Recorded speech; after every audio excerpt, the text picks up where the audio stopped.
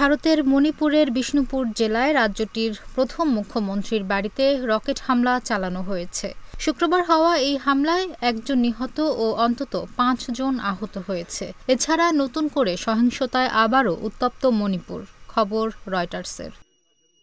সেখানকার জিরিবাম জেলায় দুটি সম্প্রদায়ের মধ্যে গোলাগুলিতে অন্তত ৬ জন নিহত হয়েছে। আহত হয়েছে বেশ কয়েকজন। আহতদের মধ্যে কয়েকজনের অবস্থা আশঙ্কাজনক। পুলিশ জানিয়েছে, শনিবার সকালে জিরিবামের একটি বাড়িতে ঢুকে এক ব্যক্তিকে গুলি করে হত্যা করে বিরোধী সম্প্রদায়ের কয়েকজন বন্দুকধারী। এরপরই তাদের সাথে ওই এলাকার সাম্প্রদায়িক ব্যক্তিদের ব্যাপক গোলাগুলি হয়। এর আগে শুক্রবার বিষ্ণুপুর জেলার ২টি স্থানে রকেট হামলা চালায় দুর্বৃত্তরা। এতে একজন নিহত এবং ৫ জন আহত হয়। পরে ইম্ফলের ৫টি জেলায় জরুরি অবস্থা জারি করে কর্তৃপক্ষ। একই সাথে নিরাপত্তার স্বার্থে শনিবার মণিপুরের সব শিক্ষা প্রতিষ্ঠান বন্ধ রাখার ঘোষণা দেয় রাজ্য সরকার।